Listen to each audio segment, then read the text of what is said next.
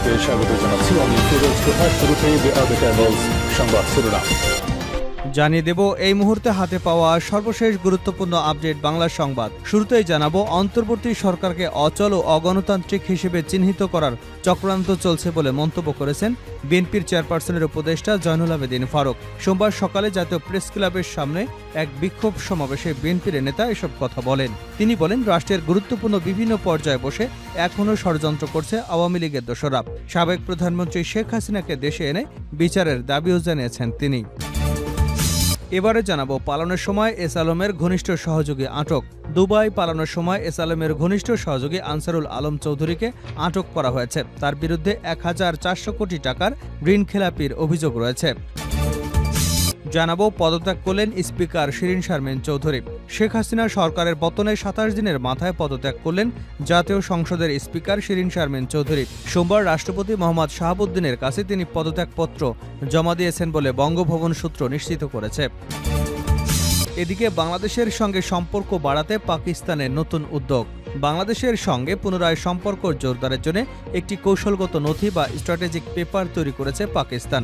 দেশটির সংবাদ মাধ্যম ট্রিবিউন এক্সপ্রেসের এক প্রতিবেদন থেকে এ তথ্য জানা যায়। প্রতিবেদনে বলা হয়েছে, ঢাকায় দায়িত্ব পালন করা রাষ্ট্রদূতসহ একাধিক কূটনৈতিক এই স্ট্র্যাটেজি পেপার তৈরি করেছে। সেখানে বাংলাদেশের রাজনৈতিক পট পরিবর্তনের পর বাংলাদেশের সঙ্গে সম্পর্ক জোরদারের একটি রোডম্যাপ তৈরি করেছেন কূটনৈতিকরা। এবারে থাকছে এস আলমের গাড়িতে ওঠা নিয়ে যা বললেন বিএনপি নেতা সালাউদ্দিন। আলোচিত এস আলমের গাড়িতে উঠে সংবর্ধনা নেওয়ায় সমালোচনার মুখে পড়েন বিএনপির স্থায়ী কমিটির সদস্য ও সাবেক যোগাযোগ প্রতিমন্ত্রী সালাউদ্দিন আহমেদ। তবে তিনি এ বিষয়ে জানান, গাড়িটি কার এবং কোথাকার তা তিনি জানতেন না। এ বিষয়ে জেলা বিএনপি নেতাকর্মীরা জানতেন। সোমবার রাজধানীর গুলশানের নিজ বাসভবনে সাংবাদিকদের তিনি এসব কথা বলেন। এবং সর্বশেষ জানাবো আন্তর্জাতিক সংবাদ। নরেন্দ্র মোদীর পদত্যাগের দাবিতে উত্তাল মহারাষ্ট্র। সামনেই মহারাষ্ট্রের নির্বাচন। তার আগে মাত্র কয়েক মাস আগে সিন্ধুদুর্গে নবনির্মিত শিবাজির মূর্তি ভেঙে পড়ার ঘটনায় ফুঁসে উঠেছে রাজ্যের বিরোধী দলীয় জোট। যদিও এ ঘটনায় ক্ষমা চেয়েছেন খোদ প্রধানমন্ত্রী নরেন্দ্র মোদী, কিন্তু তাতেও কমেনি অশান্তির আঁচ।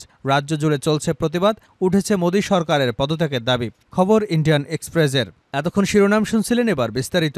প্রিয় দর্শক, আপনি যদি এই চ্যানেলে নতুন হয়ে থাকেন, ভিডিওটি দেখতে দেখতে চ্যানেলটি সাবস্ক্রাইব করে আমাদের সঙ্গে থাকুন।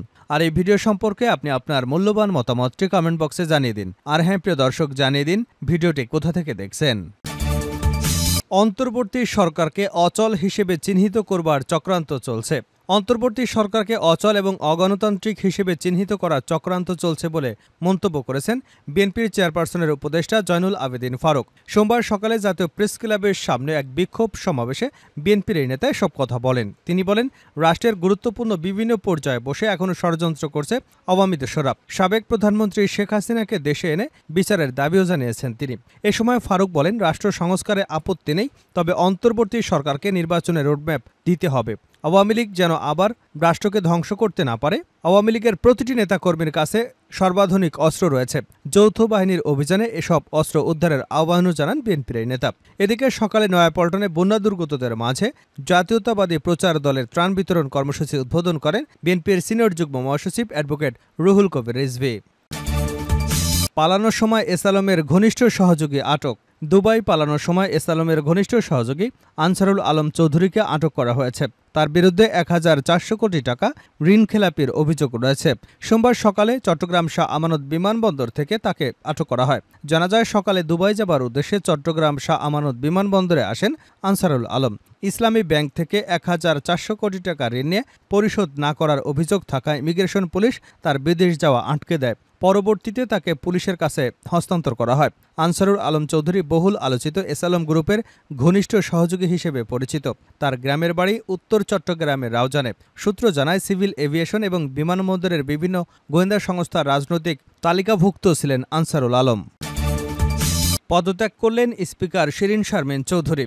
শেখ হাসিনার সরকারের পতনের ২৭ দিনের মাথায় পদত্যাগ করলেন জাতীয় সংসদের স্পিকার শিরীন শারমিন চৌধুরী। সোমবার রাষ্ট্রপতি মোহাম্মদ শাহাবুদ্দিন চুপ্পুর কাছে তিনি পদত্যাগপত্র জমা দিয়েছেন বলে বঙ্গভবন সূত্র নিশ্চিত করেছে।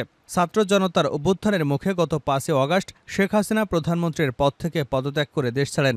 এরপর রাষ্ট্রপতি সংসদ ভেঙে দেন। ৮ আগস্ট অন্তর্বর্তী সরকার শপথ নেয়। ২০০৮ সালে নির্বাচনে আওয়ামী লীগ ক্ষমতায় আসার পর স্পিকার নির্বাচিত হন আব্দুল হামিদ। তাকে রাষ্ট্রপতি নির্বাচিত করা হলে 2013 সালের 30 এপ্রিল স্পিকার নির্বাচিত হন শিরীন শারমিন। এরপর থেকে টানা তিনি এই দায়িত্ব পালন করে যাচ্ছেন। গত 7 জানুয়ারি বিএনপিবিহীন নির্বাচনে আওয়ামী লীগ জয়ী হয়ে সরকার গঠনের পর শিরীন শারমিন চৌধুরীকে আবারও স্পিকার নির্বাচিত করা হয়। রংপুরে গুলিবিদ্ধ হয়ে স্বর্ণশ্রমিক মুসলিম উদ্দিন নিহত হওয়ার অভিযোগে 27 আগস্ট শিরীন শারমিন চৌধুরী, সাবেক বাণিজ্যমন্ত্রী টিপু মুন্সিসহ 17 জনের বিরুদ্ধে হত্যা মামলা দায়ের করা হয়। মেট্রোপলিটন কোতোয়ালি আমলি আদালতে মামলাটি করেছেন রংপুর শহরের পূর্ব গণেশপুর এলাকার নিহত মুসলিম উদ্দিনের স্ত্রী দিলরুবা আক্তার। হত্যা মামলায় গ্রেপ্তার হয়ে কারাগারে আছেন টিপু মুন্সি। শিরীন শারমিন চৌধুরী রংপুর 6 আসন থেকে নির্বাচিত হয়ে সংসদ সদস্য হয়েছিলেন। বাংলাদেশের সঙ্গে সম্পর্ক বাড়াতে পাকিস্তানের নতুন উদ্যোগ। বাংলাদেশের সঙ্গে পুনরায় সম্পর্ক জোরদারের জন্য একটি কৌশলগত নথি বা স্ট্র্যাটেজিক পেপার তৈরি করেছে পাকিস্তান। দেশটির সংবাদ মাধ্যম ট্রিবিউন এক্সপ্রেসের এক প্রতিবেদন থেকে এ তথ্য জানা গেছে। প্রতিবেদনে বলা হয়েছে, ঢাকায় দায়িত্ব পালন করা রাষ্ট্রদূতসহ একাধিক কূটনৈতিক এই স্ট্র্যাটেজিক পেপার তৈরি করেছে, যেখানে বাংলাদেশের রাজনৈতিক পট পরিবর্তনের পর বাংলাদেশের সঙ্গে সম্পর্ক জোরদারের একটি রোডম্যাপ তৈরি করেছেন কূটনৈতিকরা।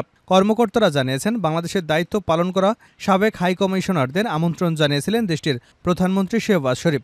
এক সূত্র জানিয়েছে, বাংলাদেশের সঙ্গে কিভাবে আবার সম্পর্ক পুনঃস্থাপন করা যায় সে বিষয়ে জানতে চেয়েছেন তারা।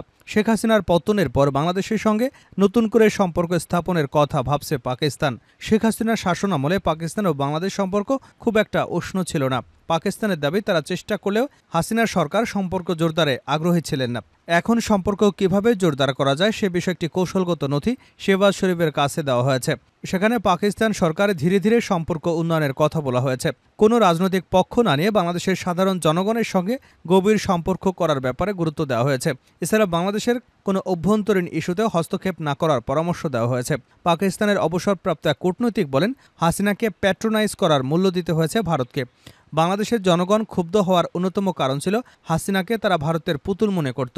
বাঙালিরা স্বাধীন চেতা, তারা এমন আচরণ কখনো গ্রহণ করবে না। স্ট্র্যাটেজি পেপারে আরও বলা হয়েছে, পাকিস্তানে বাংলা বলতে পারেন এমন কূটনৈতিক রয়েছে, তাদের ঢাকায় হাই কমিশনার হিসেবে পাঠানো যেতে পারে। তাদের অনেকেই অবসরে গেছেন, তারপরও তাদের নিয়োগ দেওয়া সম্ভব। ওই কূটনৈতিক বলেন, আমাদের ঢাকাকে গুরুত্ব দেওয়া উচিত, সেখানে যোগ্য কূটনৈতিক পাঠানো দরকার। শেষ করছে আন্তর্জাতিক সংবাদ দিয়ে। মোদির পদত্যাগের দাবিতে উত্তাল মহারাষ্ট্র। সামনেই মহারাষ্ট্রে নির্বাচন, তার আগে মাত্র কয়েক মাস আগে সিন্ধুদুর্গে নবনির্মিত শিবাজী মূর্তির ভেঙে পড়ার ঘটনায় ফুঁসে উঠেছে রাজ্যের বিরোধী জোট। যদিও এই ঘটনায় ক্ষমা চেয়েছেন খোদ প্রধানমন্ত্রী নরেন্দ্র মোদী, কিন্তু তাতেও কমেনি অশান্তির আঁচ। রাজ্য জুড়ে চলছে প্রতিবাদ, উঠেছে মোদী সরকারের পদত্যাগের দাবি। খবর ইন্ডিয়ান এক্সপ্রেস বাংলার। ছত্রপতি শিবাজীর মূর্তি ভেঙে পড়ার প্রতিবাদে মোদীকে হুঙ্কার ছুড়লেন উদ্বুদ্ধ ঠকরে। সিন্ধুদুর্গে শিবাজীর মূর্তির পতনকে মোদী সরকারের পতন হিসেবেই দেখছে বিরোধীরা। শিবাজীর মূর্তি ভেঙে পড়ার প্রতিবাদে বিরোধী দলগুলি গেটওয়ে অফ ইন্ডিয়ার দিকে মিছিল করবার সময় প্রাক্তন মুখ্যমন্ত্রী এবং শিবসেনা নেতা উদ্ধব ঠাকরে সরকারকে মনে করিয়ে দিয়েছিলেন যে মহারাষ্ট্রের জনগণ তাদের কখনই ক্ষমা করবে না। উদ্ধব ঠাকরে বলেছেন, আমরা এখানে জড়ো হয়েছি এই দুর্নীতিগ্রস্ত সরকারকে ভারত থেকে উৎখাত করবার জন্যে। বিক্ষোভ নিয়ে কি বলছে বিজেপি? আসন্ন বিধানসভা নির্বাচনকে সামনে রেখে এ ধরনের প্রতিবাদ রাজনৈতিকভাবে উদ্দেশ্য প্রণোদিত বলে অভিহিত করেছে রাজ্য বিজেপির মুখপাত্র কেশব উপাধ্যায়। মাত্র ৮ মাস আগেই প্রধানমন্ত্রী নরেন্দ্র মোদী যে মূর্তিটি উন্মোচন করেছিলেন, সেই মূর্তিকে কেন্দ্র করেই শুরু হয়েছে মহারাষ্ট্রের রাজনৈতিক কোন্দল। শুক্রবার প্রধানমন্ত্রী মোদী নিজে শিবাজী মূর্তি ভেঙে পড়ার ঘটনায় ক্ষমা চাওয়ার পর কংগ্রেসে বলেছে, প্রধানমন্ত্রী যেহেতু ভুল স্বীকার করেছেন, তাই মহারাষ্ট্র সরকারের পদত্যাগ করবার সময় এসেছে। মহারাষ্ট্রের সিন্ধুদুর্গে ছত্রপতি শিবাজী মহারাজের মূর্তি পতনের ঘটনায় রাজনৈতিক উত্তাপ তুঙ্গে গেছে।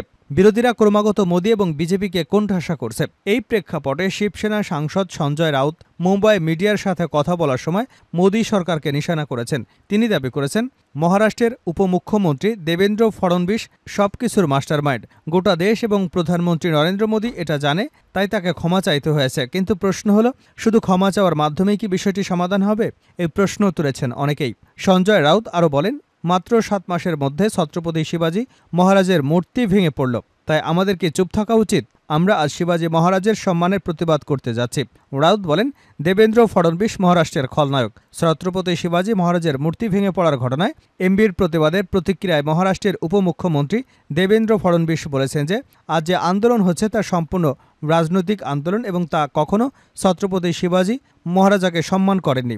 লালকেল্লা থেকে নেহেরু এবং ইন্দিরা গান্ধীর একটি ভাষণেও ছত্রপতি শিবাজী মহারাজের কথা উল্লেখ করেনি। পণ্ডিত নেহরু তার ডিসকভারি অফ ইন্ডিয়া বইতে ছত্রপতি মহারাজকে অপমান করেছেন। কংগ্রেস ও মহাবিকাশ আঘাড়ি তার জন্য ক্ষমা চাইবে? কি বলছেন মোদি? মূর্তি ভেঙে পড়ায় মোদি বলেছেন, ছত্রপতি শিবাজী মহারাজ শুধু একটা নাম নয়, তিনি শুধু রাজা নন, তিনি আমাদের ঈশ্বর। আমি তার পায়ে মাথা ঠেকিয়ে ক্ষমা প্রার্থনা করতে চাই। যারা ছত্রপতি শিবাজী মহারাজাকে অরাধ্য বলে মনে করেন, তাদের কাছেও আমি মাথা নত করে ক্ষমা চাইছি। তাদের ভাবাবেগ কতটা আহত হয়েছে সেটা আমি বুঝি।